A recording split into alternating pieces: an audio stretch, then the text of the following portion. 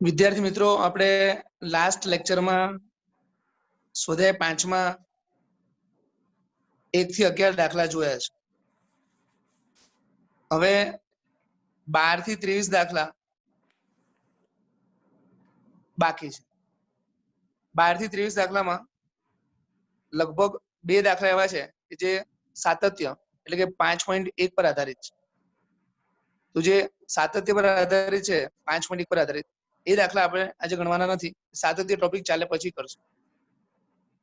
એટલે હાલમાં આપણે 12 થી 23 માં 2 દાખલા 18મો અને 21મો એ છોડીને બાકીના દાખલા આપણે આજે પૂરા કરશું. 18 અને 21 છોડીને. હવે સૌથી પહેલા જોઈએ દાખલા નંબર 12.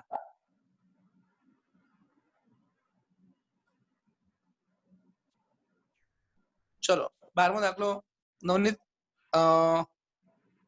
રકમ વાંચતો જરા.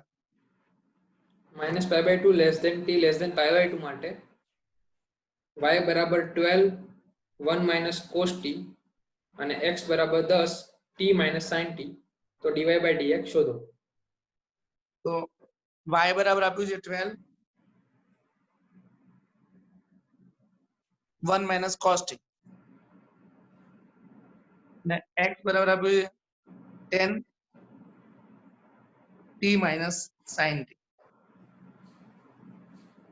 ચલો dy/dt 12 આ 1 નું વિકલન આવશે 0, પછી આ cos નું વિકલન આવશે minus sin t, એટલે આગળ માઈનસ છે પ્લસ થઈ જશે, એટલે આ થઈ ગયું 12 sin t 12 sin t. dx/dt કરીશું તો 10 t નું વિકલન આવશે 1 અને sin નું વિકલન આવશે cos, એ થઈ ગયું 10 1 minus cos t. અહીંયાથી આગળ dy/dx શોધવા માટે શું કરશું? dy/dx શોધવાનું છે. dy/dt અને dx/dt નો ગુણોત્તર. dy/dt અને dx/dt એનો આપણે ગુણોત્તર લઈશું. આ જે dy/dt છે એ તમારું મળી ગયું 12 sin t. આ જે dx/dt છે એ તમારું મળી ગયું 10 1 minus cos t. તો આમ તો દાખલો અહીંયા પતી ગયો છે, જવાબ આવી ગયો છે, પણ આપણે શક્ય એટલું સાદું આપવાનો પ્રયાસ કરીશું. તો આ થશે 2 × 6 = 12 2 × 5 = 10 6 પંચમાંશ sin t. sin t નું જૂનું સૂત્ર છે 2 sin t/2 cos t/2 upon 1 minus cos t. 1 minus cos t નું સૂત્ર છે 2 sin square t/2. એ પ્રમાણે આપણે જોઈએ તો આ 2 cancel, sin upon sin square, sin upon sin square, તો એક sin બાકી રહેશે અને ઉપર cos છે, cos upon sin એટલે cot થઈ જશે. તો જવાબ આવશે 6/5 cot t/2. 6/5 cot t/2. આ હતો દાખલા નંબર 12. 12મો દાખલો ફાઇનલ જવાબ 6/5 cot t/2. આપણે હવે આમાં આગળ વધીએ, પણ એ પહેલા આ છેદમાં જે પદ છે એ છેદમાં જે પદ છે sin t/2 એ 0 ના હોય એટલે t not equal to 0. t not equal to 0. છેદમાં છે sin t/2 એ છેદ આપણે 0 કરવાનો નથી, તો t not equal to 0. આ હતો દાખલા નંબર 12. હવે આપણે ગણીએ દાખલા નંબર 22.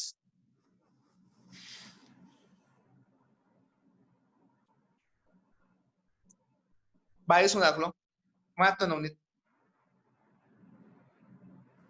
જો y બરાબર નિશ્ચયકમાં fx gx hx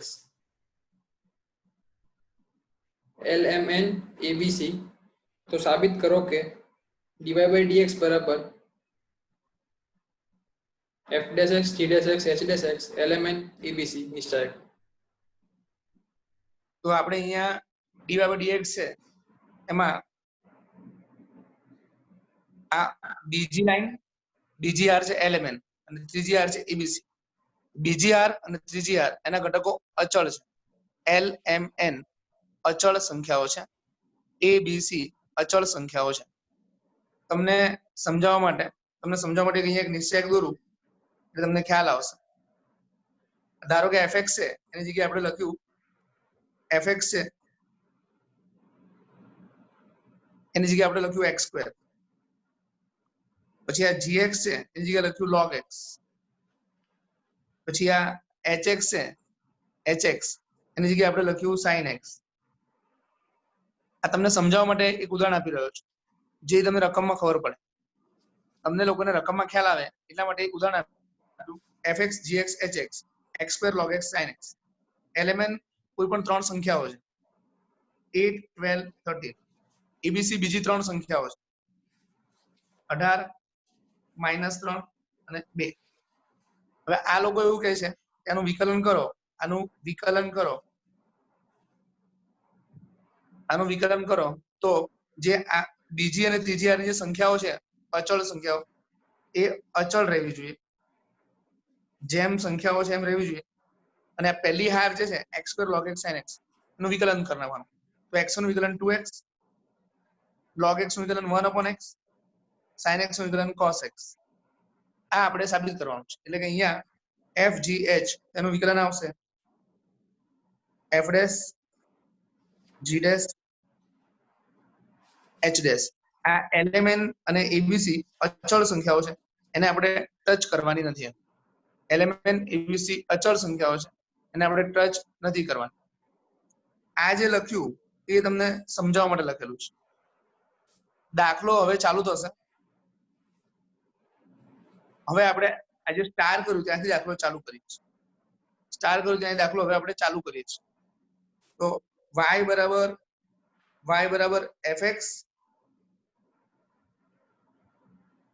gx hx lmn abc. નવની થોડી જગ્યાની સંકળાશ પડી રહી છે અહીંયા, એટલે નેક્સ્ટ પેજ પર આપણે દાખલો કરીએ છીએ. જવાબ તો આપણને યાદ રહી ગયો છે કે lmn bc એમને રહેવાના છે અને f g h નું વિકલન થઈ જવાનું છે. જવાબ આપણને યાદ રહી ગયો છે lmn abc એમને અને f g h નું વિકલન થવાનું છે. હવે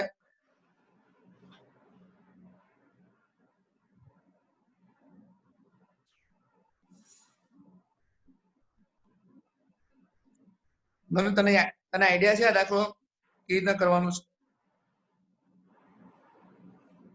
સર મને તો આનું સૂત્ર ખબર છે નિશ્ચાયકના વિકલન માટેનું. અચ્છા, નિશ્ચાયકના વિકલનનું સૂત્ર ખબર છે, પણ એ આપણે જે ચોપડીમાં જવાબ લાવવાનો છે ને એ જવાબ લાવવા માટે તારા મનમાં શું વિચાર આવે છે? ચોપડીમાં જે જવાબ લાવવાનો છે લાવવા માટે તારા મનમાં હા સાચી વાત છે, વિસ્તરણ કરી દેવાનું.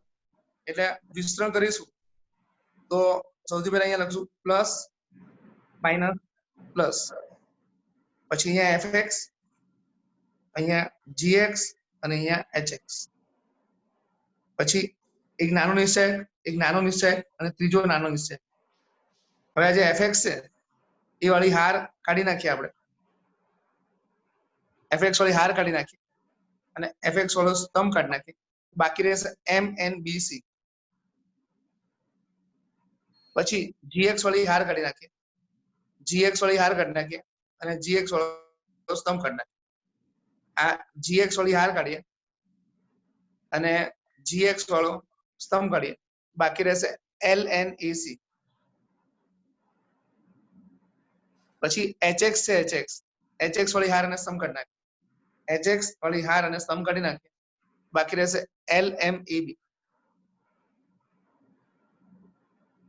હવે આજે ઈ કર્યું છે એ એક અચળ સંખ્યા છે. mnbc એનું વિસ્તરણ કરતા એક અચળ સંખ્યા મળશે. આ પણ એક અચળ સંખ્યા. એટલે તમે એવી કલ્પના કરી શકો કે તમારું y આવું છે. ધારો કે આનો જવાબ આવે છે 27. તમારું y છે 27 fx, ધારો કે આનો જવાબ આવે છે 33, તો 33 gx, અને ધારો કે આનો જવાબ આવે છે 12, તો 12 hx. આ પ્રકારનું તમારું y છે. એટલે આ જે ટીક કરેલું છે એ અચળ સંખ્યાઓ છે જે fx gx અને hx સાથે ગુણાયેલી છે. એટલે હવે જ્યારે વિકલન કરીએ તો fx gx hx નું જ વિકલન કરવાનું. ટીક કરેલી જે અચળ સંખ્યાઓ છે એનું વિકલન કરવાની જરૂર નથી. 27 33 12 જેમ એમનેમ રહેશે તેમ 3 નાના નાના નિશ્ચયક એમનેમ રહેશે. હવે આપણે વિકલન કરીએ dy by dx. તો fx નું વિકલન f dash x mn bc mnem, gx નું વિકલન g dash x ln ac mnem, gx નું વિકલન g dash x, hx નું વિકલન h dash x lm ab mnem. હવે નવનીત, હવે આપણે ઊંધું આપણે વિચારીએ તો ઊંધું વિચારીએ ત્યારે જવાબ આવી જશે કે પહેલી લાઈન છે f dash g dash h dash, પહેલી line f dash g dash h dash, અને બીજી લાઈન થશે ઉપર પ્રમાણે મૂળ નિશ્ચયક પ્રમાણે lmn અને abc. તો આ એમનો માત્ર 3 સ્ટેપનો દાખલો છે. આ જે પદ હતું એનું વિસ્તરણ કર્યું, પછી f g h એનું વિકલન કર્યું અને પાછો નિશ્ચયક બનાવી દીધું. ક્લિયર છે નવલી? કઈ બીજું કહેવાની જરૂર છે? ના સર, આ બરાબર છે અત્યાર માટે. ઓકે.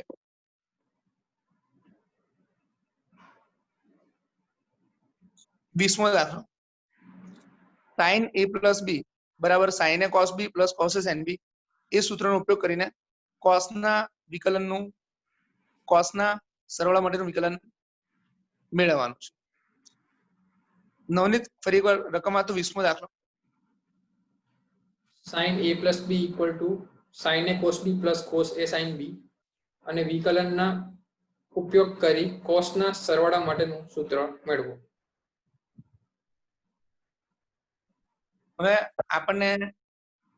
આપણે જ્યારથી વિકલન ચાલુ કર્યું ત્યારથી આપણે x અને y ના સ્વરૂપમાં દાખલો ગણતા આવ્યા છે ને, એટલે આપણે એમાં થોડી લખવાની ગ્રીપ વધારે હોય. એટલે હું આનો જ સૂત્ર પાછું લખું છું, પણ ab ના બદલે xy ના સ્વરૂપમાં. પછી આપણે cos x plus y નું સૂત્ર મેળવશું. અત્યારે મેં sin x plus y નું સૂત્ર લખ્યું.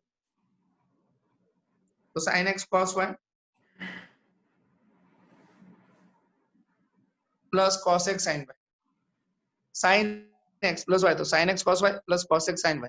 તો આ સૂત્ર આપણે લખ્યું. બરાબર છે નવનીત? હવે આપણે આનું વિકલન કરવાનું છે. તો આનું વિકલન અહીંયાથી આપણો દાખલો ચાલુ થયો, સ્ટાર કર્યું ત્યાં દાખલો ચાલુ થયો. અહીંયાથી આગળ આપણે વિકલન કરવાનું છે. તો x ની સાપેક્ષે વિકલન કરવાનું છે. તો ચલો નવનીત, sin નું વિકલન cos, પછી sin ની અંદર કૌંસ છે, એ કૌંસ આપણે અહીંયા લખ્યો. હવે x plus y નું વિકલન, તો x નું વિકલન 1 અને y નું વિકલન dy by dx. હવે અહીંયા જમણી સાઈડ ધ્યાનથી, જે પહેલું પદ છે એમાં ગુણાકારનો નિયમ છે. આ પહેલું પદ છે એમાં ગુણાકારનો નિયમ લાગશે. ગુણાકારનો નિયમ લગાડીએ તો sin x એમનેમ cos નું વિકલન માઇનસ sin અને y નું વિકલન dy by dx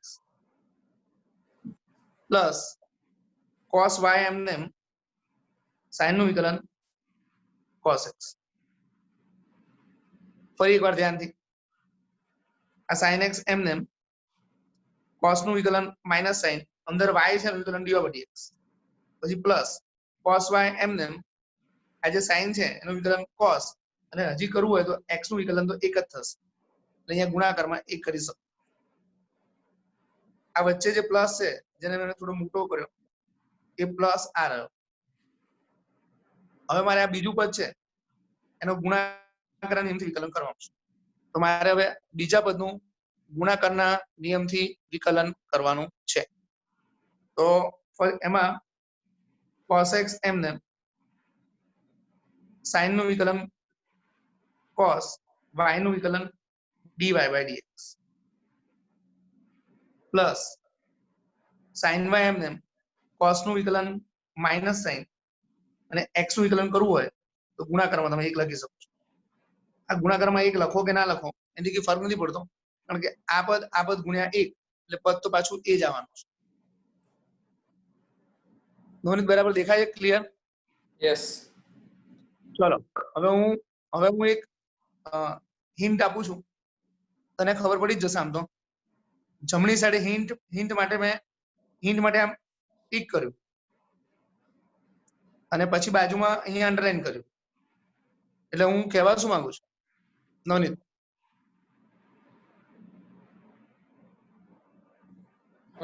dy by dx common નીકળશે.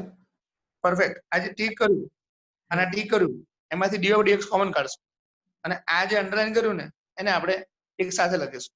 એટલે કે સાદી ભાષામાં પહેલું અને ત્રીજું પદ એમાંથી dy by dx કોમન, બીજું અને ચોથું પદ જોડે લખશું. તો dy by dx કોમન. હવે આ થશે sin x minus sin y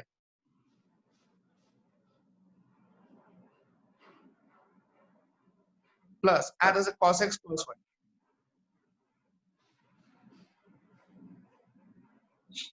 આ પહેલું અને ત્રીજું પદ એમાંથી dy by dx કોમન, આ રહેશે અને આ રહેશે એ લખ્યું અહીંયા. sin x sin y રહેશે અને cos x plus y એટલે આ રહેશે. બીજું અને ચોથું પદ એને જોડે લખ્યા તો પ્લસ કરીને બીજું અને ચોથું પદ જોડે લખ્યા તો cos y cos x, પછી આ જે પદ છે એ આવશે sin y into minus sin x.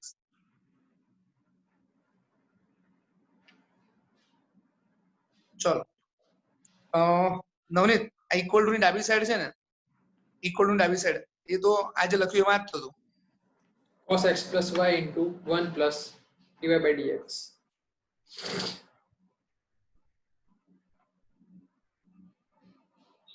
હવે જો કોઈ વિદ્યાર્થી જમણી સાઈડે ધ્યાનથી જુએ તો આ જે પદ છે એ સેમ પદ અહીંયા દેખાય છે. આ જે પદ છે એ અહીંયા છે અને આ પદ છે અહીંયા છે. એટલે કે આ જે કૌંસ છે એ કૌંસ સરખો જ છે. એટલે એનો મતલબ એવો થયો કે હવે આ પહેલું પદ અને આ પદ એમાંથી આ જે કૌંસ વાળું આખો કૌંસ કોમન નીકળશે અને કૌંસ કોમન નીકળ્યા પછી અંદર dy by dx plus 1 બાકી રહેશે. એટલે નેક્સ્ટ સ્ટેપ આવશે કૌંસ કોમન તો minus sin x sin y plus cos x cos y. આ કૌંસ કોમન અને અંદર બાકી રહેશે dy by dx plus 1. હવે જો તમે ધ્યાનથી જુઓ તો ડાબી સાઈડે ઓલરેડી કૌંસમાં જે પદ છે એ 1 plus dy by dx, અહીંયા પણ 1 plus dy by dx, એટલે કે આ પદ આની સાથે હવે કેન્સલ થશે અને આ જે બાકી રહ્યું એ જ cos x plus y નું સૂત્ર આવશે.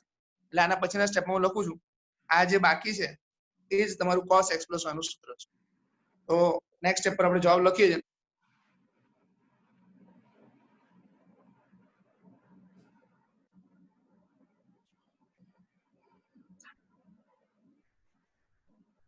તો cos x plus y બરાબર આ બાકી રહ્યું minus sin x sin y plus cos x cos y. આ જ તમારો ફાઇનલ જવાબ છે. હજી કોઈને એક સ્ટેપ લખવાની ઈચ્છા થાય તો આ તમે પાછળ લખી શકો છો અને આ તમે આગળ લખી શકો છો. cos x cos y minus sin x sin. બરાબર છે નવનીત? ક્લિયર છે? યસ. એટલે કોઈ વાર તારા મગજમાં કોઈ દાખલા માટે સહેલી રીત હોય તો તું મારી જોડે ચર્ચા કરી શકે છે. એટલે કદાચ એવું ધ્યાનમાં આવે ત્યારની વાત છે. આમ તો હું એવું ટ્રાય કરું છું કે લગભગ આપણે કોઈ પણ દાખલો ગણીએ અમે સહેલામાં સહેલી રીતે જ આ લોકોને કરાવડાવી. દાખલા નંબર 23. 23મો દાખલો વાંચતો રકમ નો ને જો -1 laser equal to x laser equal to 1 માટે y equal to e raise to a cos inverse x, તો સાબિત કરો કે 1 minus a square y double dash minus x y dash minus a square y બરાબર 0.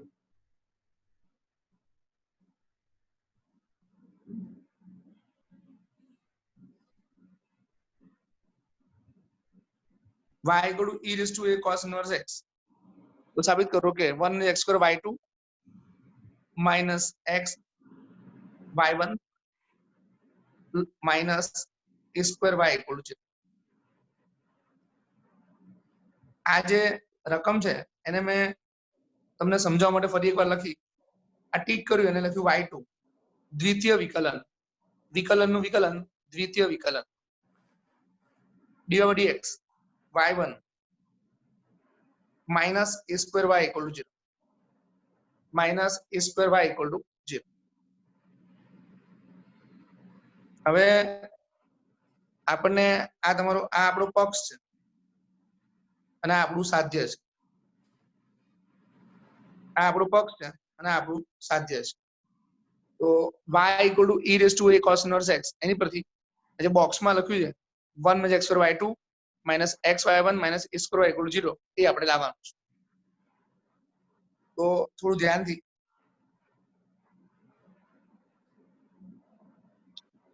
ચલો y નું વિકલન થશે. જો કોઈના મગજમાં એવું વિચાર આવે કે y નું વિકલન થશે dy by dx, તો એ વિચાર સાચો છે. કોઈના મગજમાં વિચાર આવે y ડેશ, એ વિચાર પણ સાચો છે. અને કોઈના મગજમાં y1, તો એ વિચાર પણ સાચો છે, કારણ કે dy by dx y dash અને y1 ત્રણે ત્રણ સમાનાર્થી છે. તો y નું વિકલન મેં લખ્યું y1, પછી e રેસ્ટ નું વિકલન e રેસ્ટ નું વિકલન e રેસ્ટ ઉપર ઘાતમાં જે a cos inverse x છે એનું વિકલન આપણે અહીંયા ગુણાકારમાં લખવાનું છે. ઉપર ઘાતમાં જે a cos inverse x છે એનું વિકલન આપણે ગુણાકારમાં લખવાનું છે. a cos inverse x એમાં a એમને અને cos inverse નું વિકલન -1/√1 minus x. હવે નવનીત, હવે આપણે આનું પ્રથમ વિકલન તો કરી નાખ્યું, પણ પ્રથમ વિકલનમાં જમણી સાઈડે છેદમાં રૂટ આવે છે, દેખાય છે? યસ. એ રૂટ દૂર કરવા માટે શું કરવું જોઈએ? કારણ કે રૂટ રાખીને ફરીવાર વિકલન કરશું તો બહુ મુશ્કેલી થશે. કારણ કે એક તો ભાગાકારનો નિયમ તો લાગશે, ઉપરાંત રૂટ છે એના કારણે દાખલામાં છેક સુધી નડતું રહેશે. તો તને શું વિચાર આવે છે? બંને બાજુ વર્ગ લઈ લઈએ અને 1 minus x square ને સામે મોકલી દઈએ. બરાબર. તો અહીંયા આપણે આ દાખલામાં બે વસ્તુ કરવાના છે. એક તો આખા પદનો વર્ગ કરી દઈશું. આજે આખું પદ છે વર્ગ કરી દઈશું, એટલે આ છેદમાંથી રૂટ નીકળી જશે અને ખાલી 1 minus x square જશે અને ડાબી સાઈડ લઈ લઈશું. બીજું, આ જે પદ છે e raised to a cos inverse x, એ ખરેખર મૂળ રકમ છે. e raised to a cos inverse x એ ખરેખર મૂળ રકમ છે. તો આપણે પહેલા આવું કર્યું, y1 equal to આ જે પદ છે એની જગ્યાએ y લખ્યું,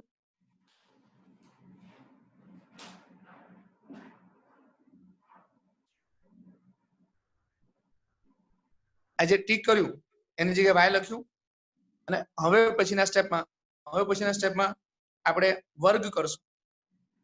y1 નો વર્ગ y1 સ્ક્વેર, y નો વર્ગ y સ્ક્વેર, a નો વર્ગ a સ્ક્વેર, માઇનસ નો વર્ગ 1, અને આ છેદનો વર્ગ થશે તો રૂટ નીકળી જશે એટલે છેદમાં આવશે 1 minus x square અને ડાબી સાઈડે અંશમાં લઈ ગયા તો 1 minus x square. આ આપણું પદ આવ્યું. નવનીત, આ જે 4 સ્ટેપ છે ને એ મેં જે લખ્યા છે ને એ જ ફરીવાર સમજાય તો. પહેલા એક વખત વિકલન કર્યું તો y1 equal to e raised to a cos inverse x into a into -1/√1 minus x square. હવે e raised to વાળું પદ છે એની જગ્યાએ મૂળ રકમ y મૂકીએ અને બંને બાજુ વર્ગ કરીએ તો આવશે 1 minus x square into y1 square બરાબર y square into a square. હવે આ દાખલામાં અત્યાર સુધી વિકલન કેટલી વાર થયું છે આપણને કેવી રીતના ખબર પડે? y1 પરથી એક વખત. હજી દાખલામાં y1 છે, અમે અહીંયા આગળ ઘટ કાળું y1 દર્શાવ્યું, એના પરથી ખબર પડી જાય કે y1 જ હજી દાખલામાં આવ્યું છે એટલે વિકલન હજી એક જ વાર થયું છે. જો બીજી વાર વિકલન થયું હોત તો y2 ની એન્ટ્રી ચોક્કસ થઈ ગઈ હોત. તો આપણે આ સ્ટેપ છે એને નેક્સ્ટ પેજ પર કન્ટિન્યુ કરીએ.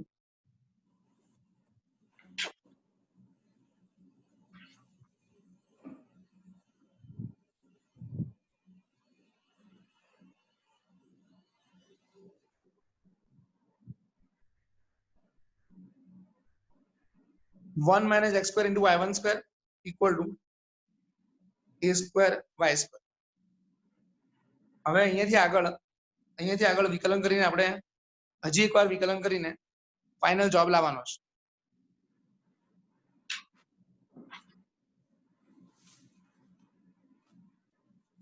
અહીંયા આગળ પહોંચ્યા પછી વિદ્યાર્થીઓ વિકલનમાં થોડી ઉતાવળમાં ભૂલ કરતા હોય છે, તો હું તમને યાદ કરાવડી દઉં કે તમે y સ્ક્વેર નું વિકલન કરશો તો સ્ક્વેર નું વિકલન આવશે 2y અને પાછું y નું વિકલન કરશો એટલે dy by dx, એટલે કે તમારે આવશે 2y y1 તો y સ્ક્વેર નું વિકલન 2y y1 આવશે.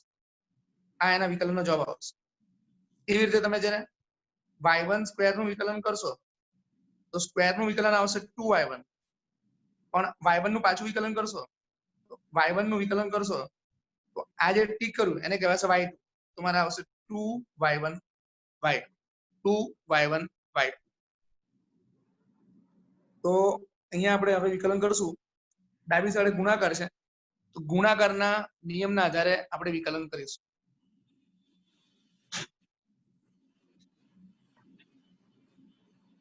ડાબી સાઈડે ગુણાકાર છે, ગુણાકારના નિયમના આધારે વિકલન કરીશું. 1 minus x square એમને y1 સ્ક્વેર નું વિકલન 2y1 y2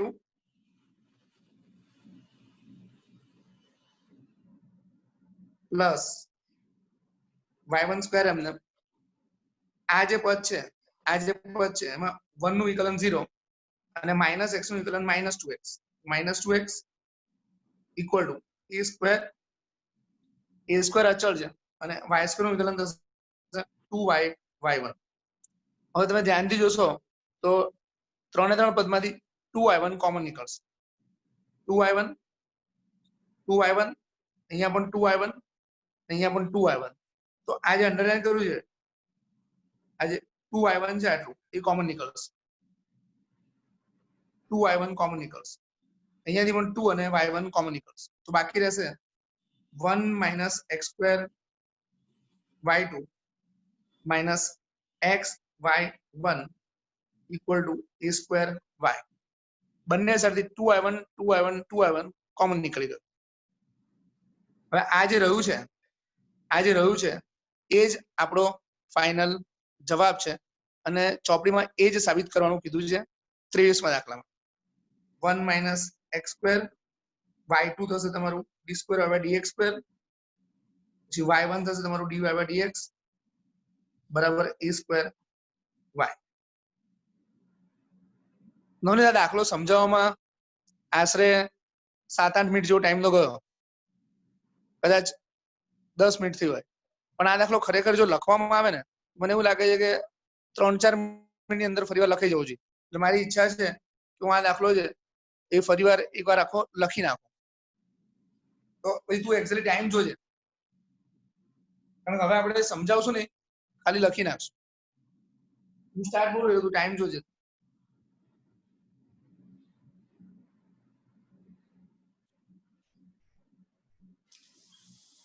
ત્રેવીસમો દાખલો.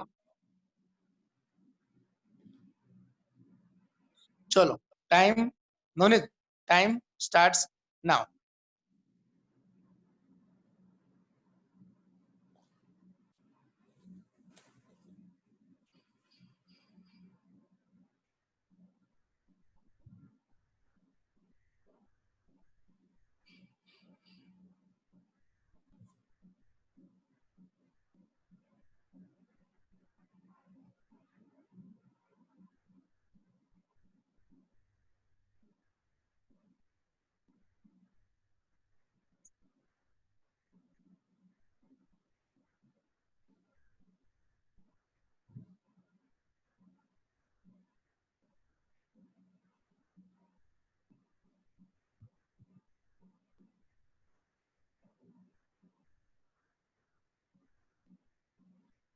કેટલો ટાઈમ થયો?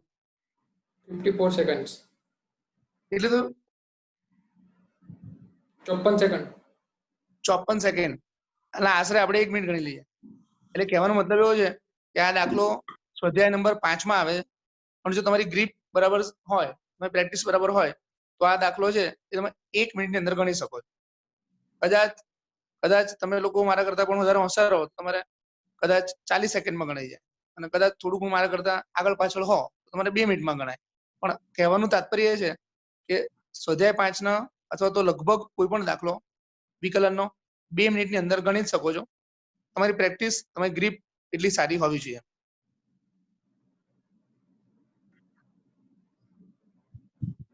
નવનીત, ઘણીવાર આપણે વિદ્યાર્થીઓને કહીએ કે આ દાખલા 2 વાર ગણી નાખજો કે 3 વાર ગણી નાખજો, તો એ લોકોને એવું લાગે કે સર ખોટી મજૂરી કરાવે છે.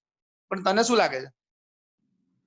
ના સર, એ જ બરાબર વસ્તુ છે, કારણ કે જેટલું સારી રીતે આવડે ને એટલું લાંબા સમય સુધી યાદ રહે. એટલે એક કોઈ દાખલો અઘરો હોય, એ દાખલો 2 વખત કે 3 વખત ગણીએ તો તને શું લાગે છે, ફરક શું પડે? તો વધારે સારી સમજ પડે અને યાદ રહે, મને તો એવું લાગે છે. અને મને જે સૌથી મહત્વનું લાગે છે ને, એવું છે કે તમારો ટાઈમ છે ને એ ઘટતો જાય. હવે દાખલો પહેલી વાર ગણો, પછી એ દાખલો બીજી વાર ગણો, અને એ દાખલો ત્રીજી વાર ગણ્યો હોય તો તમારા સ્પીડમાં ફરક પડી જ જાય.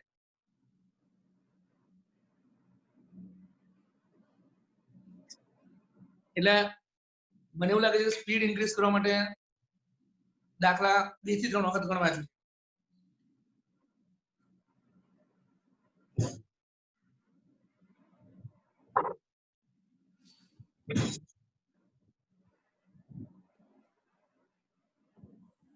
આગળ વધીએ દાખલા નંબર 14 તરફ. વાંચતો રકમ નવનીત.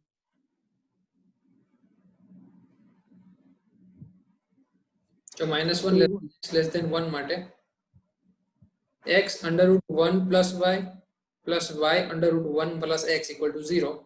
તો સાબિત કરો કે dy/dx = -1/1 + x². અને દાખલો જોઈને કઈ વસ્તુ આમાંથી આ રકમ જોયે તું ધ્યાનથી, તને કઈ વસ્તુ દૂર કરવાની ઈચ્છા સ્વાભાવિકપણે થઈ જાય છે? વર્ગમૂળ. તો વર્ગમૂળ દૂર કરવા માટે આપણે વર્ગ કરવો પડશે. વર્ગમૂળ દૂર કરવા માટે આપણે વર્ગ કરવો પડશે. તો હું વર્ગ જ કરવાનો છું, પણ પહેલા આ જે પદ છે ને, આ પદ એને જમણી સાઈડ લઈ લઈએ. x × √1 + y = -y × √1 + x. હજી વિકલન તો કર્યું નથી, પણ અહીંયા આગળ આપણે વર્ગ કર્યો. x² × 1 + y, y² × 1 + x, y² × 1 + x. તો અહીંયા થશે x²y, x² + x²y, y² + y²x. હજી એક બીજો વિચાર આવવો જોઈએ નવનીત. આમાં છે ને ગમે તેમ કરીને આપણે y ને કરતા બનાવીએ, તો જ્યારે dy/dx કરશું ને તો જમણી સાઈડ જે પદ આવશે ને એ ખાલી x ના સ્વરૂપમાં આવશે. એટલે હવે આપણે મનમાં એવું ધ્યાનમાં રાખવાનું છે કે y ને ગમે તે રીતે કરતા બનાવવાનો પ્રયત્ન કરવાનો છે. બરાબર છે? તો આજે આ પદ અને આ પદ છે મને ડાબી સાઈડ લીધી, તો x² - y², x²y - y²x = 0. આ પદ અને આ પદ આપણે ડાબી સાઈડ લીધું. આમાંથી અવયવ પડશે x - y, x + y. આમાંથી તમારે કોમન નીકળશે xy કોમન નીકળશે, x અને y કોમન નીકળશે. તો x y કોમન, અંદર રહેશે x - y. હજુ સુધી આપણે વિકલન કેટલી વાર કર્યું નવનીત? સર, વિકલન નથી કર્યું. વિકલન કર્યું જ નથી, તો ખાલી સાદુરૂપ જ આપી રહ્યા છે. તો આમાંથી x - y કોમન નીકળશે. આ પદ અને આ પદ x - y કોમન, અંદર રહેશે x plus y plus xy equal to 0. तो x minus y equal to 0 और x plus y plus xy equal to 0.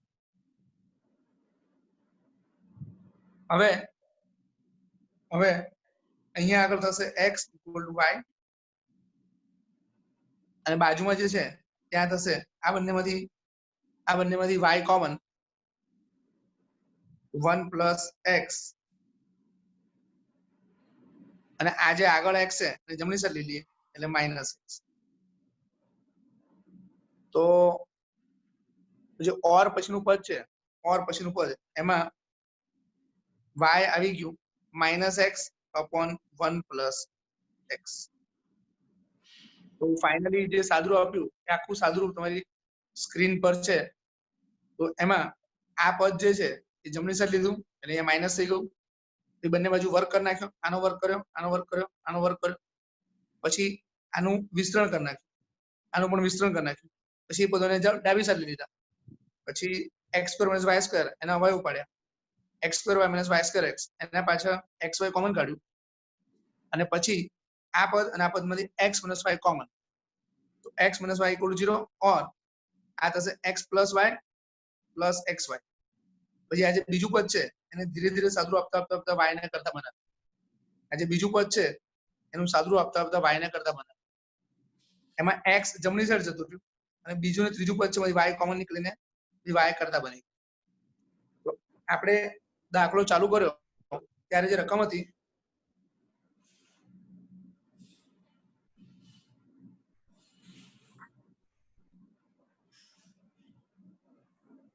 દાખલો ચાલુ કર્યો ત્યારે રકમ આ પ્રમાણે હતી x × √1 + y plus y × √1 + x = 0. આ દાખલો ચાલુ કર્યો ત્યારે રકમ આ પ્રમાણે. હવે સાદુરૂપ આપતા આપણે અહીંયા સુધી પહોંચ્યા છે x = y और y = -x upon 1 plus x. હવે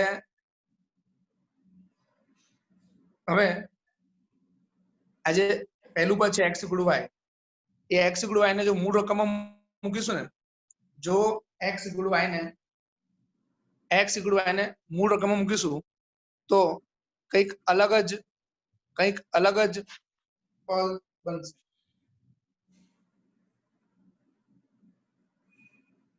x = y એને જો મૂળ રકમમાં મૂકીએ તો આવું થશે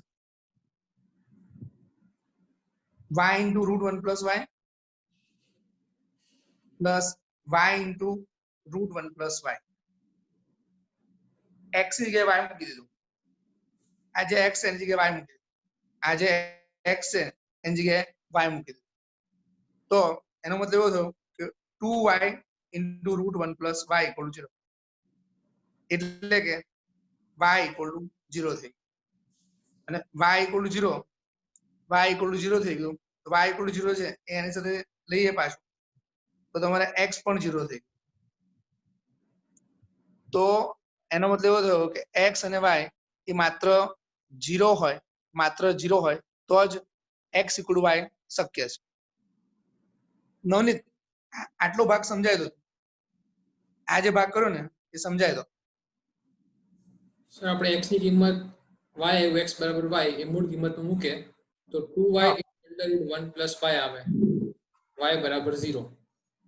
તો y = 0 તો y = x છે તો x પણ 0, તો x = 0 અને y = 0. ઓકે, તો હવે x અને y બંને 0 થઈ જશે તો મુશ્કેલી શું થશે? શું કહો સર? જો x અને y બંને 0 હોય તો dy/dx ને આવું લખ્યું dy/dx ન મળે. એનું કારણ શું? x અને y બંને 0 છે, મેં લખ્યું dy/dx ન મળે, ફરી લખું ન મળે. એનું કારણ શું?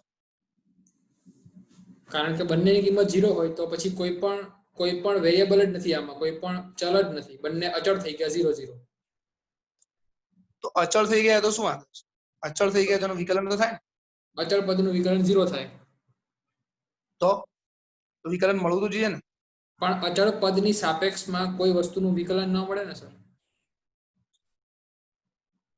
એટલે ફરી તું હજી છેલ્લું વાક્ય બોલો, ફરીવાર બોલ.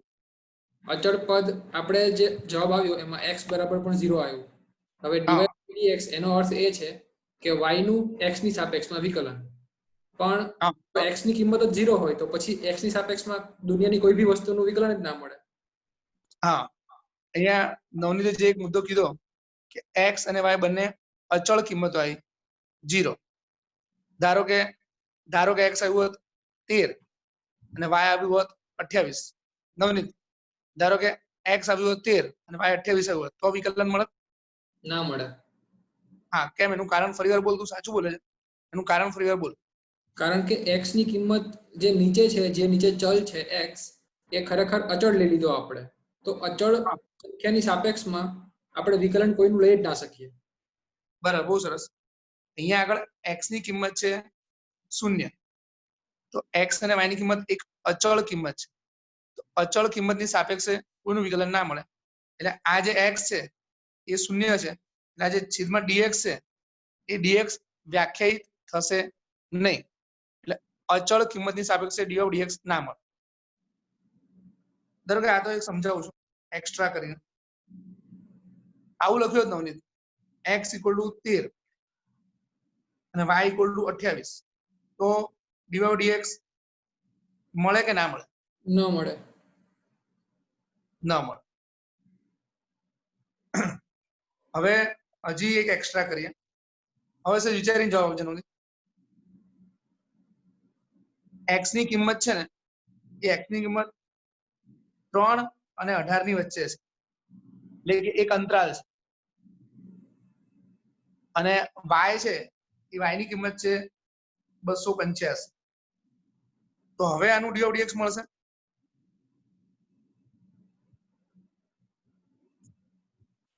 હવે આનું dy dx મળશે, હા કે ના? સર મળે તો 0 આવે જવાબ. હા, એટલે મળશે. તું બરાબર જ બોલે છે, તારા મનમાં જે વિચાર છે બરાબર જ છે. પહેલો પ્રશ્ન છે dy dx મળશે? હા. હા, એનું કારણ શું? dy dx કેમ મળશે? x છે એ ચલ છે જેની કિંમત 3 અને 18 વચ્ચે છે, એટલે ચલ. હા, x 3 અને 18 વચ્ચે કોઈ પણ ચલ છે. x 3.28 હોઈ શકે, 5.99 હોઈ શકે, 17 હોઈ શકે, 15 હોઈ શકે. તો x ચલ છે, એટલે છેદમાં જે પદ છે dx, એમાં જે x હોય એ ચલ હોવો જોઈએ. તો હંમેશા કોઈ ચલની સાપેક્ષે વિકલન કરવાનું આવે. છેદમાં જે x એ ચલ હોવો જોઈએ, તો ચલની સાપેક્ષે વિકલન કરવાનું આવે. હવે y છે એ અચળ કિંમત છે. અચળ કિંમતનું વિકલન, અચળ કિંમત 285 નું વિકલન આવશે 0. આ જે એક્સ્ટ્રા લખ્યું છે એ લખ્યું તો સાચું છે, એક્ઝામમાં દર્શાવવાનું નથી. હવે આપણે અહીંયા આવી ગયા, ઓર y = -x/1 + x.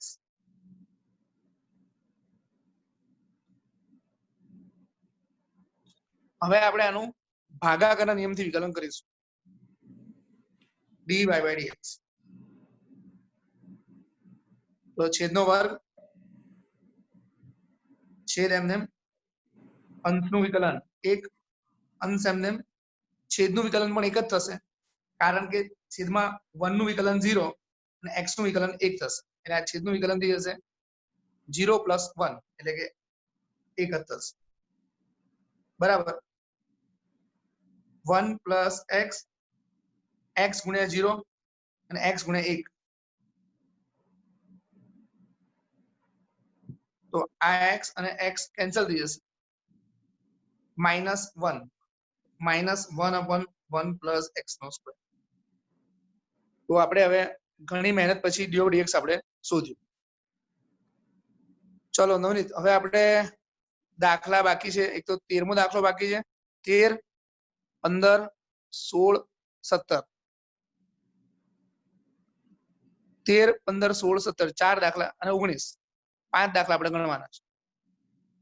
આ લેક્ચર ચાલુ કરો કેટલો ટાઈમ થયો? 50 અરાઉન્ડ. 50 મિનિટ થઈ ગઈ.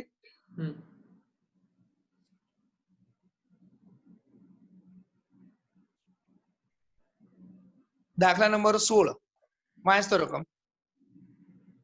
જો cos y બરાબર x into cos a plus y અને cos a બરાબર નથી પ્લસ ઓર માઇનસ 1, તો સાબિત કરો કે dy by dx બરાબર cos square a plus y upon sin a.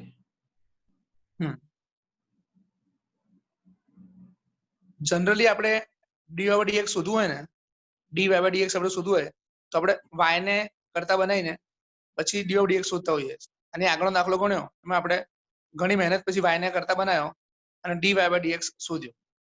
પણ આ દાખલો જે છે, આ દાખલો છે એમાં y ને કરતા બનાવવાનું લગભગ અસંભવ છે. કારણ કે તમે આ cos ને પેલી સાઈડ લો, અહીંયાથી જશે cos ઇનવર્સ, તો પણ અંદર તો તમારે y રહેવાનો છે, y equal to cos inverse. અંદર જે પદ છે એમાં y તો રહેવાનો જ છે. ફરીવાર કહું, આ cos ને તમે જમણી સાઈડ લાવો તો cos ઇનવર્સ થાય, એની અંદર y તો રહેવાનો જ છે. એટલે y ને કરતા બનાવવાનું ઘણું અઘરું પડશે. તમે અહીંયા આગળ cos a plus y નું સૂત્ર લગાડશો, cos a cos y minus sin a sin y, અને પછી પ્રયત્ન કરશો તો ક્યારેય લગભગ y કરતા બનશે જ નહીં. સર બની શકે છે. cos a cos y minus sin y જોઈ લઈએ આપણે, sin a sin y. તો આમાંથી પણ y ને કરતા બનાવવાનું ઘણું અઘરું થઈ રહ્યું છે, ઘણું અઘરું થઈ રહ્યું છે. y કરતા બનતો નથી, y કરતા બનતો નથી, અને આમાંથી પણ y કરતા બનાવશું તો મહેનત ઘણી પડશે. શું કહેતો નવનીત? એટલે cos y અને sin y અલગ અલગ થઈ જાય પછી તેનું tan y બની શકે. હા, એટલે આપણે એમાંથી આ જે cos y વાળું પદ છે એને ડાબી સાઈડ લઈ લઈએ, પછી sin y upon cos y કરીને tan y મળે, પછી tan y પરથી y બરાબર tan ઇનવર્સ કરીએ એટલે કરતા તો બને પણ બહુ વાર લાગે.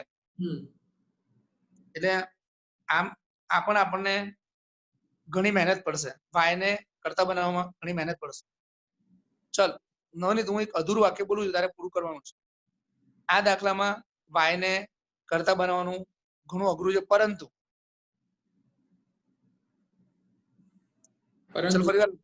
હા, આપણે સીધું વિકલન કરી શકીએ. હા, શું કહે છે? આપણે સીધું વિકલન કરી શકીએ. ના ના ના, જો મારું પહેલું વાક્ય સાંભળજો. y ને કરતા બનાવવાનું ઘણું અઘરું છે. y ને કરતા બનાવીએ. હા, y ને કરતા બનાવવાનું ઘણું અઘરું છે, પરંતુ x તો કરતા બની શકે છે ને, તો આપણે x ને કરતા બનાવીએ. તો x ને કરતા બનાવવા માટે આ જે પદ છે એને છેદમાં લઈ લઈએ, cos y છેદમાં cos a plus y equal to x. આ આપણે આશ્ચર્ય વચ્ચે x ને કરતા બનાવ્યો, અને જે ખૂબ સહેલાઈથી એક જ સ્ટેપમાં x કરતા બની. x ને કરતા બનાવ્યા પછી આ તમારો x કરતા બની ગયો, cos y upon cos a plus y. હવે x કરતા બની ગયો. હવે ભાગાકારના નિયમથી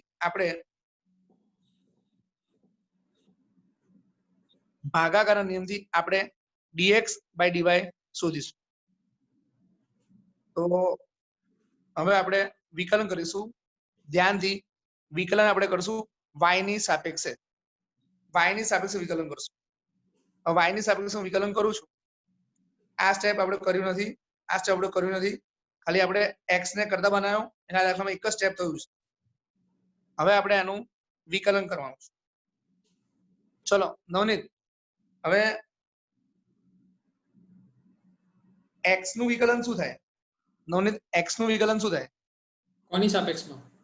હા, મેં જ્યારે નવનીતને પ્રશ્ન પૂછ્યો તો નવનીતે સામે પ્રશ્ન પૂછ્યો કે x નું વિકલન કોની સાપેક્ષે. હવે એમ કહું કે x નું વિકલન t ની સાપેક્ષે, તો શું થાય? dx by dt. પછી હું એમ કહું કે y નું વિકલન y ની સાપેક્ષે શું થાય? 1. કારણ કે dy by dy તો 1. પછી y નું વિકલન t ની સાપેક્ષે શું થાય? dy by dt. પછી t નું વિકલન x ની સાપેક્ષે શું થાય? dt by dx. પછી t નું વિકલન y ની સાપેક્ષે શું થાય? dt by dy. y નું વિકલન x ની સાપેક્ષે શું થાય? dy by dx. હવે હવે આ બધું જે માહિતી આપી છે આ બધી માહિતી સાચી છે, આ બધી માહિતી સાચી છે, પણ એક્ઝામમાં લખવાનું નથી. એક્ઝામમાં લખવાનું નથી. It is just four understanding. હવે આપણે આ જે પદ છે એનું y ની સાપેક્ષે વિકલન કરવાનું છે. y ની સાપેક્ષે વિકલન એકદમ ધ્યાનથી. છેદનો વર્ગ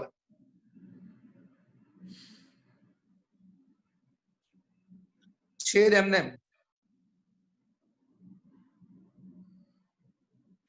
ગુણ્યા અંશનું વિકલન કોસનું વિકલન માઇનસ સાઇન y નું વિકલન 1 કારણ કે વિકલન y ની સાપેક્ષે થઈ રહ્યું છે તો y નું વિકલન 1 થશે. y નું વિકલન 1 થશે.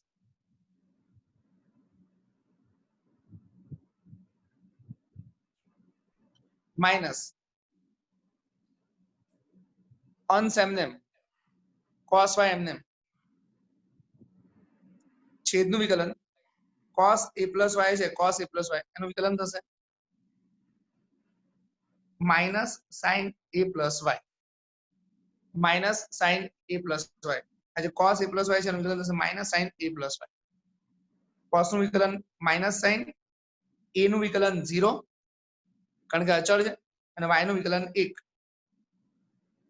ફરીવાર cos નું વિકલન માઇનસ sin a નું વિકલન 0 અને y નું વિકલન 1 થશે એટલે કે આજે a plus y છે એનું વિકલન 1 થશે.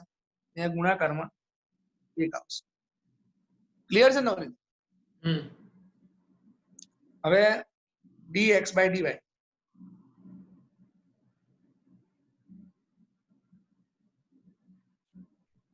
જો વિદ્યાર્થીઓ તમે ધ્યાનથી જુઓ તો પાછળનું જે પદ છે એ પાછળનું પદ ધન છે.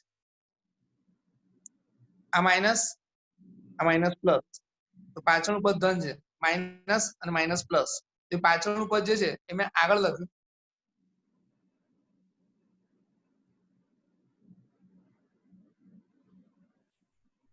અને આગળનું જે પદ છે એ ઋણ છે.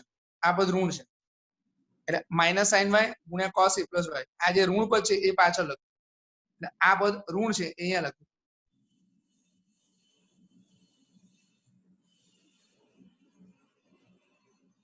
આ થઈ ગયું sin y અને cos a plus y.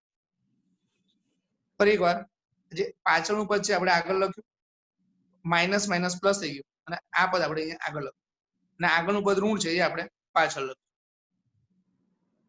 તો હવે તમે જોઈ શકો છો કે અંશમાં અહીંયા આગળ sin આલ્ફા માઇનસ બીટાનું સૂત્ર ગોઠવાઈ ગયું છે. sin alpha cos beta minus cos alpha sin beta. sin alpha cos beta minus cos alpha sin beta. sin alpha minus બીટાનું સૂત્ર ગોઠવાયું છે એટલે કે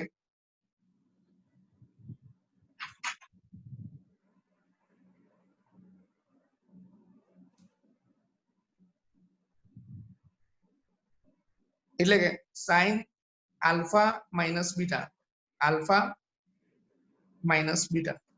અને છેદમાં આવશે cos square a plus y. તો આ થઈ ગયું dx by dy equal to sin a upon cos square a plus y. પણ જે સાબિત કરવાનું છે એ જરા જુઓ.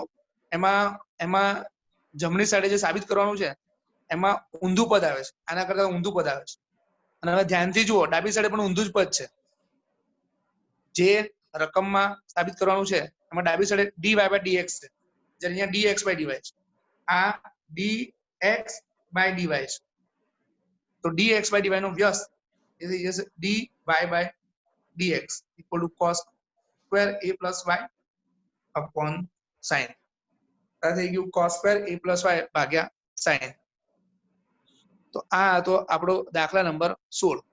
આ દાખલામાં સૌથી મહત્વની વાત કે આપણે x ને કરતા બનાવ્યો પછી dx by dy શોધ્યું અને પછી એનો વ્યસ્ત કરી નાખ્યો. આપણે x ને કરતા બનાવ્યો પછી dx by dy શોધ્યું પછી આપણે આનો વ્યસ્ત કર્યો એટલે dy by dx મળી. આ દાખલામાં આપણે એવું શીખ્યા કે એવું જરૂરી નથી કે વિકલન હંમેશા x ની સાપેક્ષે જ કરી શકાય, તમે y ની સાપેક્ષે પણ વિકલન કરી શકો. ચલો નોનિત, હવે 17મો દાખલો છે એ થોડો ધ્યાનથી કરવાનો છે. એમાં વિદ્યાર્થીઓ ઘણી વાર મિસ્ટેક કરતા હોય છે. તો 17મો દાખલો આપણે કરીએ.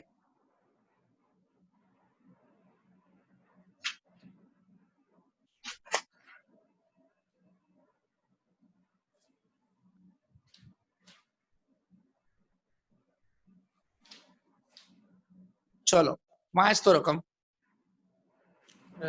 સર મોટી છે. x equal to a cos t plus t sin t, y equal to a sin t minus t cos t.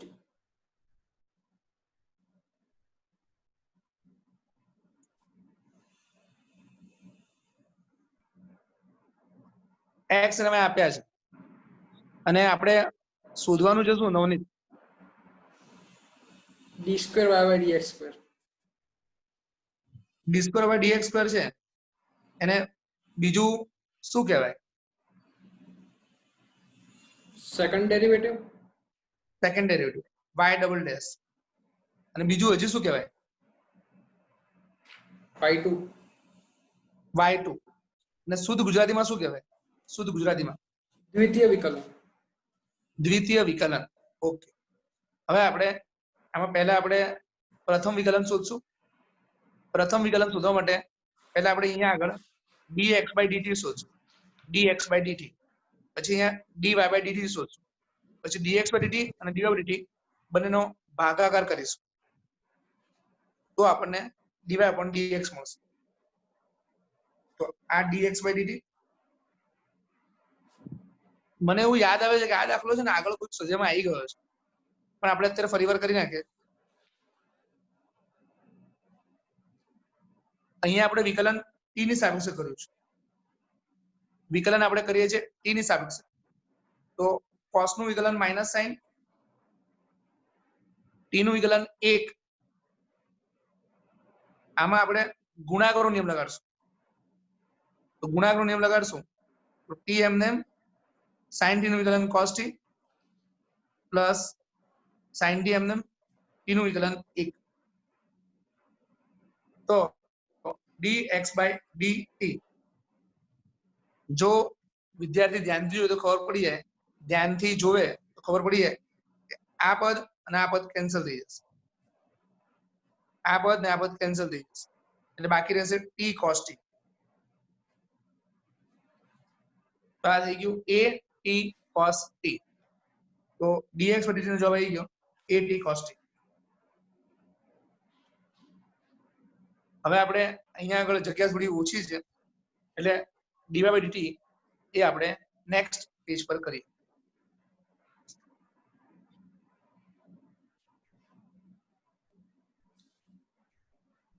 શું નવનીત y શું હતું? a sin t minus t cos t. t cos t. હા, y equal to a sin t minus t cos t.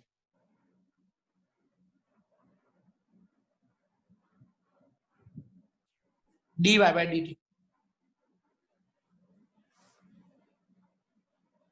અહીંયા t એવો ચલ છે જે x અને y બંને જોડે સંકળાયેલો છે, તો t ને કહેવાય પ્રચલ. t ચલ x જોડે પણ સંકળાયેલો છે અને y જોડે પણ સંકળાયેલો છે. હવે આપણે dy by dt શોધશું. તો sin નું વિકલન cos t, t નું વિકલન 1 માઇનસ આ માઇનસ આ માઇનસ, અહીંયા આગળ ગુણાકારનો નિયમ લાગશે. તો ગુણાકારનો નિયમ લગાડીશું તો આ t એમને cos t નું વિકલન આવશે માઇનસ sin t, અને અંદર t નું વિકલન આવશે 1 પ્લસ cos t એમને t નું વિકલન 1 આવશે. તમે જોઈ શકો છો આ પદ અને આ પદ કેન્સલ થઈ જશે. ફરી એકવાર આ જે t cos t છે તો t એમને cos નું વિકલન માઇનસ sin, t નું વિકલન 1, પછી cos t એમને t નું વિકલન 1. પહેલું અને ત્રીજું પદ ઉડી જશે એટલે બાકી રહેશે dy by dt. તો આ પદ બાકી રહેશે, એ પ્લસ થઈ જશે, માઇનસ ગુણ્યા માઇનસ પ્લસ થઈ જશે, a t sin t, a t sin t. નવની તને યાદ છે આગળ આગળ શોધ્યું ત્યારે એ dx પર dt શું હતું? ના. જો તો dx પર dt શું છે? at cos t. at cos t.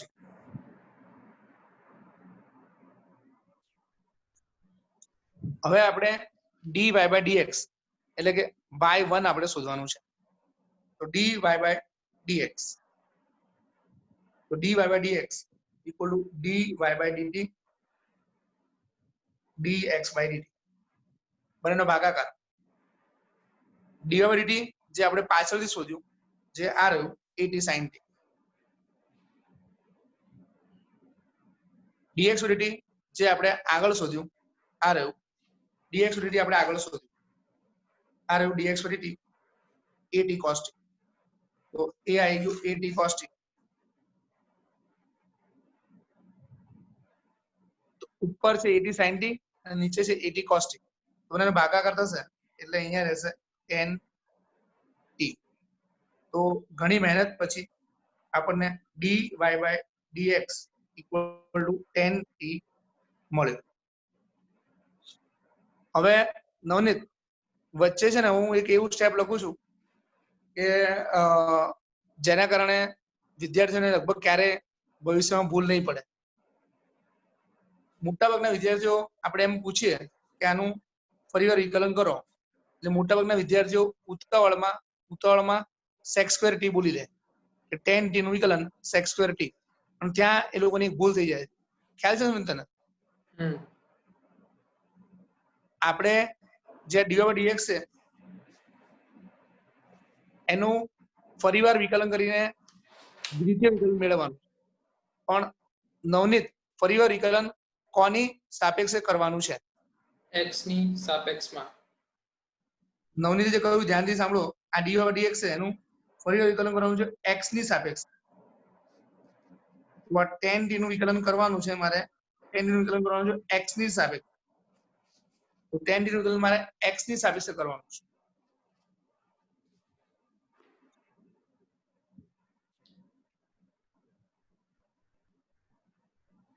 તો હવે હું જ્યારે વિકલન કરીશ તો તમે જોઈ શકો છો કે આ જે tan છે એ tan છે એનું વિકલન sec square આવશે,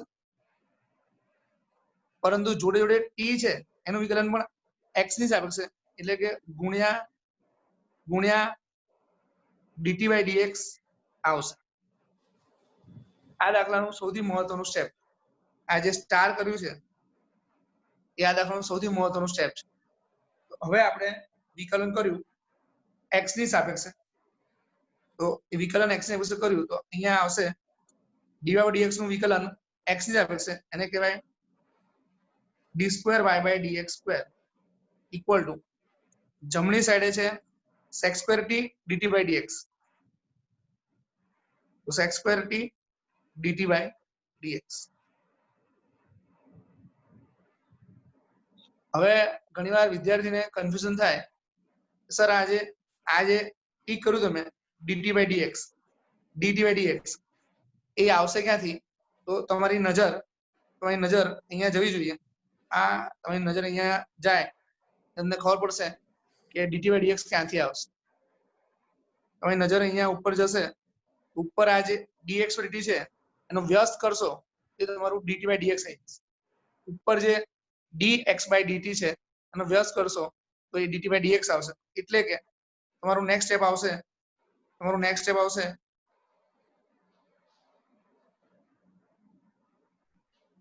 d square by dx square equal to sec square t, અને જે dt by dx છે એ આનો વ્યસ્ત, dt by dx આનો વ્યસ્ત એ આવશે 1/at cos t, 1/at cos t, એટલે કે d square by dx square equal to આ જે cos t છે ને એને અંશમાં લઈ લો એટલે cos t અંશમાં આવશે એટલે sec થઈ જશે, આ થઈ જશે sec cube t upon 8. તો નવનીત આપણે આ દાખલાનો ખાલી આ દાખલાનો જવાબ તો આવી ગયો, પણ આ દાખલાનો એક ચાર્ટ બનાવવો હોય એટલે કે સ્ટેપ કયા કયા કર્યા એ સ્ટેપ સૌથી પહેલા તને યાદ છે? સૌથી પહેલા આપણે આ દાખલામાં શું કર્યું? આપણે dx by dt dy by dt. પહેલા કર્યું dx by dt, પછી કર્યું dy by dt, આ પરિણામ 1, આ પરિણામ 2, પછી શું કર્યું? dy by dx સુધી બંનેનો ગુણોત્તર. dy by dx શોધવા માટે બીજા અને પહેલાનો ગુણોત્તર શોધ્યો, જે dy dx મળી ગયો. પછી dy dx છે એનું ફરીવાર વિકલન કર્યું, dy by dx એનું આપણે ફરીવાર વિકલન કર્યું. આ થઈ ગયું તમારું d square y by dx square.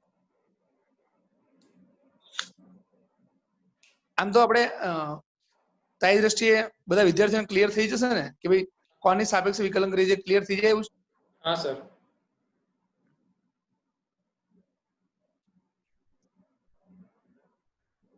y1 નો અર્થ છે y નું વિકલન x ની સાપેક્ષે, y2 નો અર્થ છે dy by dx, એટલે કે y1 એનું વિકલન x ની સાપેક્ષે. આ તમારે ધ્યાન રાખવાનું છે. y1 નું વિકલન x ની સાપેક્ષે કરો તો તમને y2 મળશે. હવે આપણે આગળ વધીએ તો દાખલા નંબર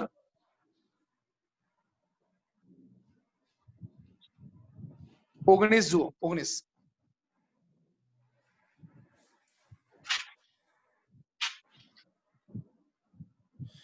ચલો નવનીત 19 માંની રકમ વાંચતો હતો. ગાણિતીય અનુમાનના સિદ્ધાંતો પરથી મેળવો કે d by dx of x raised to n બરાબર n into x raised to n minus 1, જ્યાં n ધન પૂર્ણાંક છે. Okay,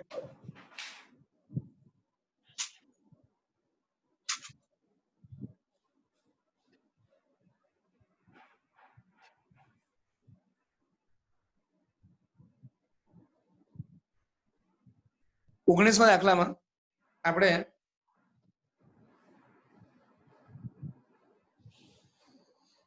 x raised to n નું વિકલન શોધવાનું છે. આ સૂત્ર આપણને 11મા ધોરણથી ખબર છે. આ સૂત્ર આપણે અત્યારે સાબિત કરીશું ફરી એકવાર ગાણિતીય અનુમાનના સિદ્ધાંત પરથી.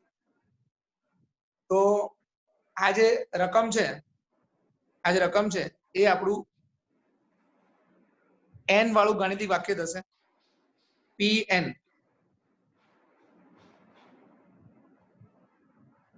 આ આપણું LHS અને આ આપણું RHS. આ LHS અને આ RHS. ચલો સૌથી પહેલા આપણે ગાણિતીય અનુમાનનો સિદ્ધાંત હોય, ગાણિતીય અનુમાનનો સિદ્ધાંતનો નિયમ છે કે સૌથી પહેલા આપણે P1 માટે LHS RHS સરખા સાબિત કરવાના. તો P1 માટે n1 લેવાનું, તો તમારું LHS થશે d by dx, અહીંયા n તમારે 1 લેવાનું છે તો x ની 1 ઘાત, એટલે કે dx by dx એ તમારું 1 થઈ ગયું 1. તો n = 1 લીધું તો LHS 1 આવ્યું. હવે આપણે RHS જોઈ લઈએ. RHS છે એમાં x ની જગ્યાએ આ જે x છે એ x ની જગ્યાએ આપણે x તો x જ છે પણ n જે છે એની જગ્યાએ આપણે 1 લેવાનું છે. RHS માં આપણે n ની જગ્યાએ 1 લઈશું. ફરી એકવાર n ની જગ્યાએ 1 લઈશું તો 1 ગુણ્યા x ની 0 ઘાત, એટલે એ પણ 1 ગુણ્યા 1 એટલે 1 થઈ. તો LHS = RHS, LHS = RHS. તો P1 સત્ય છે, P1 સત્ય છે. હવે નવનીત તને યાદ છે P1 પછી શું કરવાનું? n બરાબર k માટે p k સત્ય લઈ લેવાનું. ઓકે, તો હવે n બરાબર k માટે આપણે pk લેવાનું છે.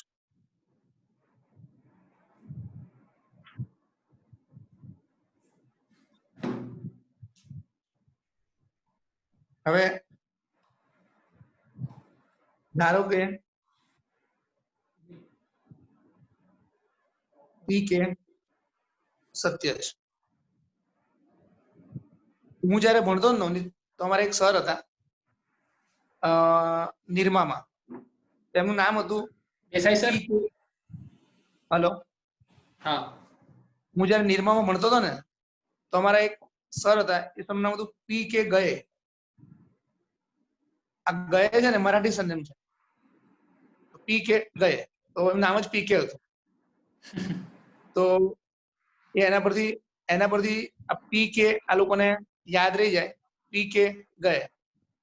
આમ તો એકવાર તમે આ જે પી કે શબ્દ છે ને, એકવાર તમે પી લો ને, પછી તમને કોઈ પ્રકારની બીમારી અસર ના કરે, તમે રાજા થઈ જાઓ. તો આ જે પી કે ગયે છે એમને આપણે જવા દઈએ. તો અહીંયા પી કે સત્ય છે, તો પી કે સત્ય છે તો એની જગ્યાએ કે રહેવાનું. તો ડી બાય ડીએક્સ એક્સ ની કે ઘાત ઇક્વલ ટુ કે એક્સ રેઝ ટુ કે માઇનસ 1. ઉપરનું વિધાન છે એમાં n છે ને, n એની જગ્યાએ કે લખ્યું, દેખાય ને? n n n એની જગ્યાએ કે લખ્યું, n n n એની જગ્યાએ કે લખ્યું. બરાબર છે ને? યસ. હવે આપણે કરીશું પી કે પ્લસ 1. હવે પી કે પ્લસ 1 સાબિત કરવા માટે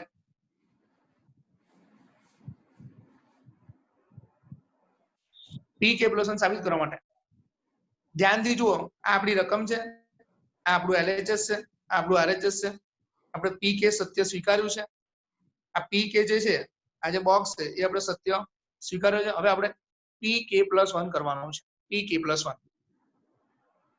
તો પી કે પ્લસ 1 હવે એલએચએસ આવશે ડી બાય ડીએક્સ એક્સ ની n ઘાત, d by dx x raise to k plus 1, x raise to k plus 1. હવે ઘણા વિદ્યાર્થીઓ અહીંયા ઉતાવળમાં આવું લખી નાખે, કે પ્લસ 1 આગળ અને એક ઘાત ઘટી ગઈ એટલે એક્સ રેઝ ટુ કે, આવું સીધું લખી નાખે. પણ આ તમને 0 માર્ક્સ આવશે, કારણ કે આ જે લખ્યું ને એ તો સાચું છે, પણ એ સાબિત કરવાનું છે. આ જે કેન્સલ કર્યું એ સાચું હતું, પણ એ સાબિત કરવાનું છે. એટલા માટે તમે સીધો એનો ઉપયોગ કરી શકશો નહીં. તો તમારે કમ્પલસરી આવું કરવાનું રહેશે, d by dx x raise to k ગુણ્યા એક્સ. હવે તમારે અહીંયા આગળ ગુણાકારનો નિયમ લગાડવાનો, એક્સ રેઝ ટુ કે એમને, પછી એક્સ નું વિકલન, એક્સ એમને, એક્સ રેઝ ટુ કે નું વિકલન.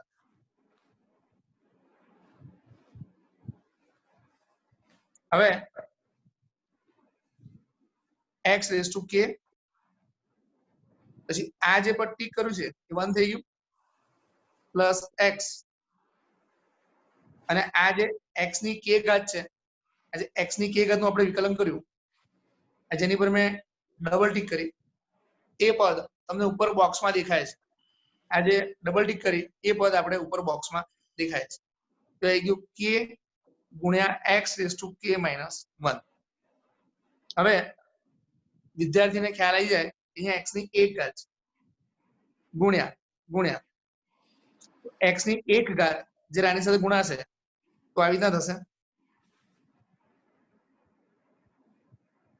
આ જે વચ્ચે કે છે એને આગળ લખ્યો, આ ઘાત અને આ ઘાત એનો સરવાળો થશે, તો એક્સ ની કે ઘાત ગુણ્યા 1 વત્તા કે એક્સ ની કે ઘાત. તો એક્સ ની કે ઘાત કોમન, અંદર થઈ જશે 1 પ્લસ કે. તો એક્સ ની કે ઘાત કોમન, અંદર થશે 1 પ્લસ કે, અને આ જ આપણું આરએચએસ થઈ જશે. જો તમે ધ્યાનથી જોશો તમને ખબર પડશે, કે આ જે n છે એની જગ્યાએ 1 પ્લસ કે આવશે. જો તમે ધ્યાનથી જોશો તો તમને ખબર પડશે કે આ જે n છે એ n ની જગ્યાએ 1 પ્લસ કે આવશે. આ જે n છે એની જગ્યાએ 1 પ્લસ કે આવશે, અને 1 પ્લસ કે માઇનસ 1 એટલે કે થઈ જશે.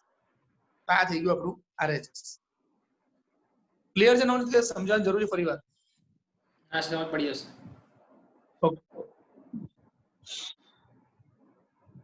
એકદમ ક્વિકલી p k + 1 ફરી વાર લઈ લઈએ. n ની જગ્યાએ k + 1, પછી x ની k + 1 ની જગ્યાએ x ની k ગુણ્યા x, પછી અહીંયા ગુણાકારનો નિયમ, આ ગુણાકારનો નિયમ લગાડ્યો. આ જે પદ છે એ તમારું 1 થઈ ગયું, અને આ જે x ની k ઘાત છે એનું વિકલન આ એ ઉપર બોક્સ પરથી આપણે લઈ લીધું. પછી એનું સાદું આપ્યું, આ k અહીંયા આગળ લખ્યું, અને આ ઘાત અને આ ઘાતનો સરવાળો થઈ ગયો. હવે બંનેમાંથી x ની k ઘાત કોમન, અંદર હશે 1 + k.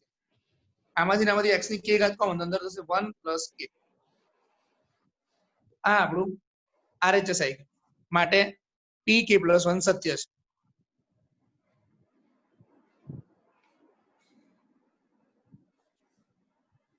માટે p k + 1 સત્ય છે. તો શરૂઆતથી આપણે જોઈએ તો p1 સત્ય છે, p1 સત્ય છે, પછી pk સત્ય છે એવું આપણે સ્વીકાર્યું. એની પરથી p k + 1 સત્ય છે. તો દરેક n belongs to n માટે pn સત્ય છે.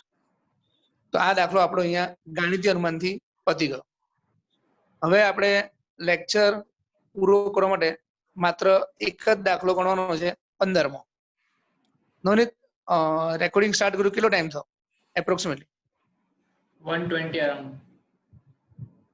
ઓકે, તો આપણે છેલ્લો એક દાખલો 15મો દાખલો ગણી નાખીએ. 15મો દાખલો, એમાં x - a² + y -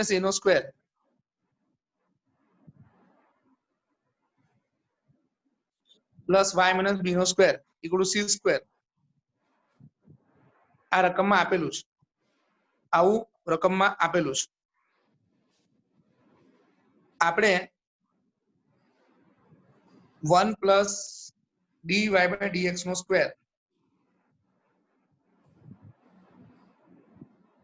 ⁵ upon d²/dx², એનો જવાબ a અને b પર આધારિત નથી એવું સાબિત કરવાનું છે. આનો જે જવાબ છે એ જવાબ a અને b પર આધારિત નથી. એટલે કે જવાબમાં કોઈ પણ જગ્યાએ ફાઇનલ જવાબમાં કોઈ પણ જગ્યાએ a અને b ના આવવું જોઈએ. આ રકમમાં જે a અને b છે એ જ્યારે આપણે વિકલન કરીએ, ફાઇનલ જવાબ આવે એમાં ક્યાંય a અને b ના આવવું જોઈએ એવું આપણે સાબિત કરવાનું છે. હવે તમે જો કોઈ પણ ડાયજેસ્ટમાં આ દાખલાનું તમે સોલ્યુશન જોશો, આજે દાખલા નંબર 15, વિદ્યાર્થીઓ તમે કોઈ પણ ડાયજેસ્ટમાં આનું સોલ્યુશન જોશો તો તમને એટલીસ્ટ તમને 1 પેજનું સોલ્યુશન જોવા મળશે. કોઈ પણ ડાયજેસ્ટ હોય એમાં 1 પેજનું સોલ્યુશન જોવા મળશે. આ દાખલો ગણવા માટે મારી પાસે એક સરળ અને એક સ્પેશિયલ રીત છે. એ રીત હું તમને શીખવાડું છું. નોનીત, તારા મનમાં આ દાખલો ગણવા માટે ટૂંકામાં ટૂંકી રીત કઈ છે? આ રકમ છે x - a ધારીને શું ધારવાનું? sin θ અને cos θ. હવે થોડું એકદમ વ્યવસ્થિત પરફેક્ટ બોલ. એ જ તને તારા મનમાં.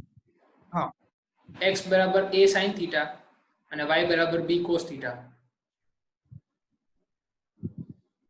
x બરાબર એક જ સેટ કરી દો, હું સેટ કરી દઉં.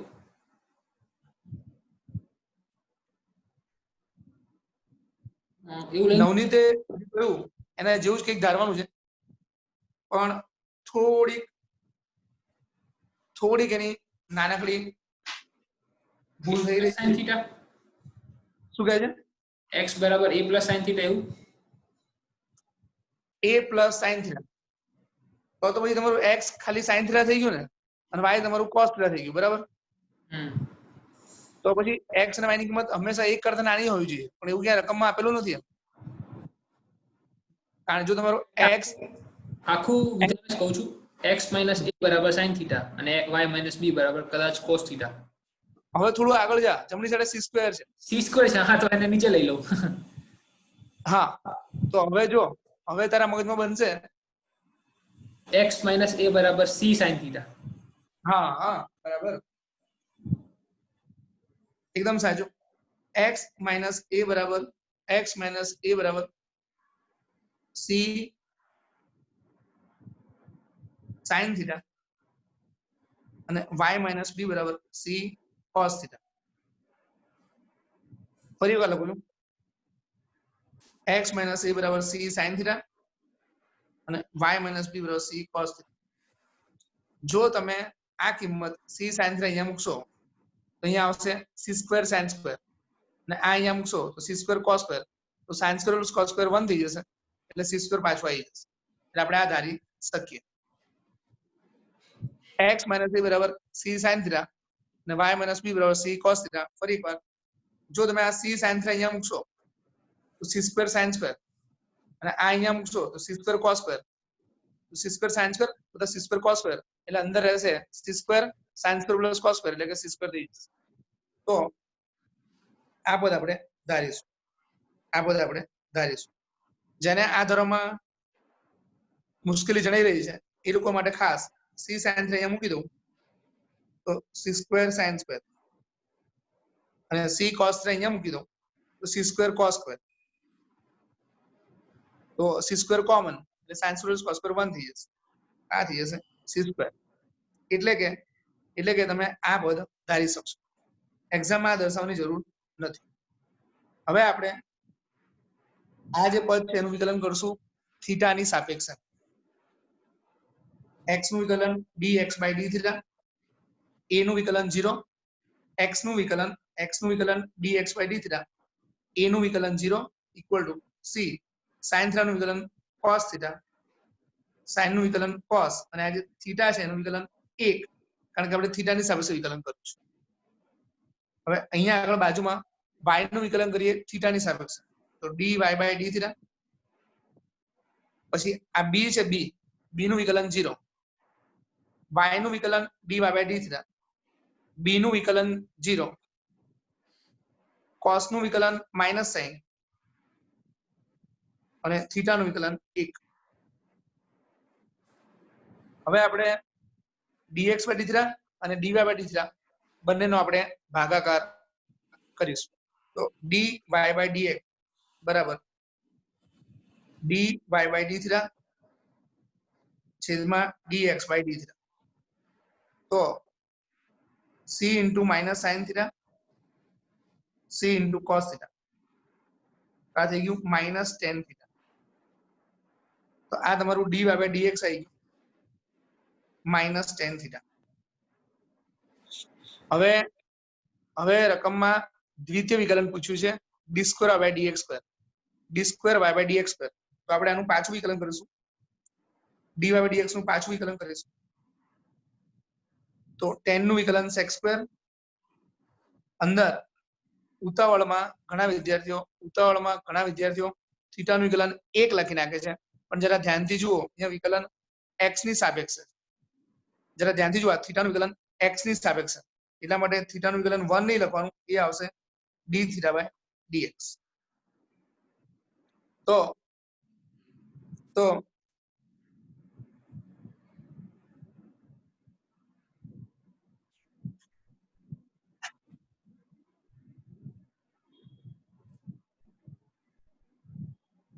આ જે ડાબી સાઈડે પદ છે એ થશે d square by dx square minus sec square theta. હવે તમે જોઈ શકો છો કે આ જે d થીટા by dx છે, આ જે d થીટા by dx છે, આ પદ એ આનો વ્યસ્ત છે. આ જે d થીટા by dx છે આ પદ, એ પદ આનો વ્યસ્ત છે. આ પદ એ આનો વ્યસ્ત થઈ જશે, એટલે 1/c cos થીટા થઈ જશે.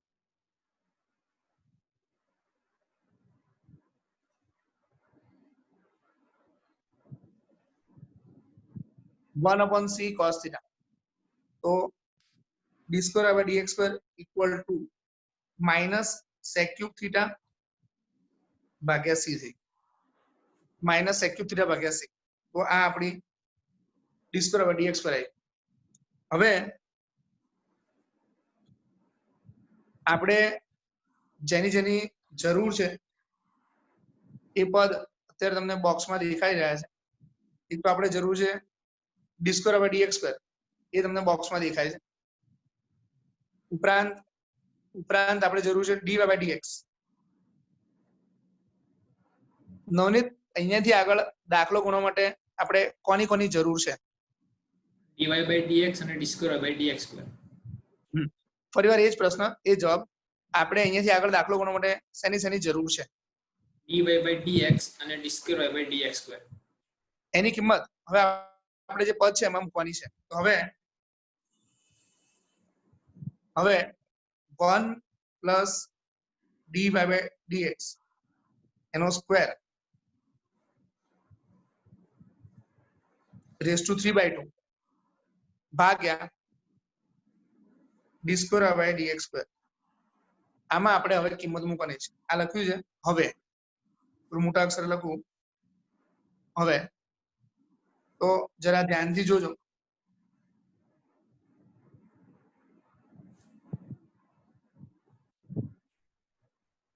આજે આપણે ડબલ ટીક કર્યું છે, એ પદ અહીંયા આગળ -tan થીટા છે. આ જે ડબલ ટીક કર્યું છે એ બધું અહીંયા -tan થીટા છે. એ -tan થીટા નો સ્ક્વેર કરવાનો છે.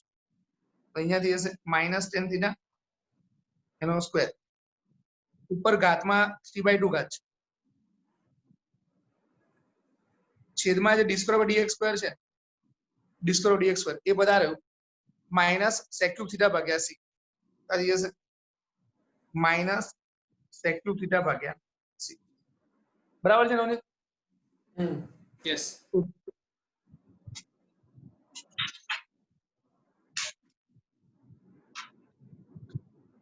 આપણે એવું સાબિત કરવાનું છે કે આનો જે ફાઇનલ જવાબ આવે એ ફાઇનલ જવાબમાં ક્યાંય પણ a અને b ના આવવા જોઈએ. અને આપણને આ પદમાં દેખાય જ છે કે આમાં ક્યાંય ભવિષ્યમાં a અને b આવવાના નથી. તો 1 માઇનસ નો સ્ક્વેર એટલે tan સ્ક્વેર રેઝ ટુ 3/2 છેદમાં આવશે માઇનસ sec ક્યુબ થીટા ભાગ્યા c. તો 1 પ્લસ tan સ્ક્વેર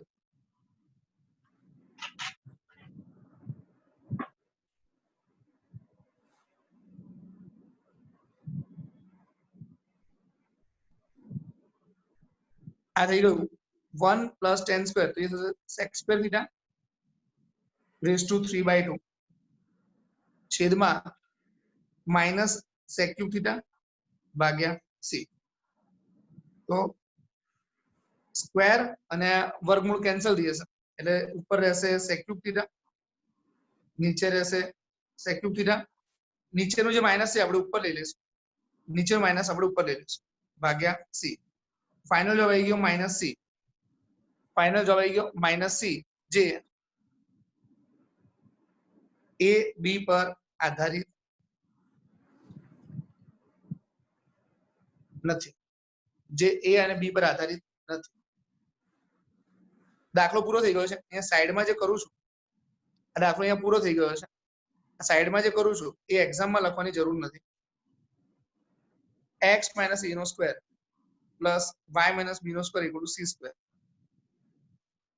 એમાં આપણે a અને b ની જગ્યાએ કોઈ કિંમત લઈએ x - 3 અને b ની જગ્યાએ લઈએ આપણે y - 4. અને જમણી સાઈડે આપણે c સ્ક્વેર છે,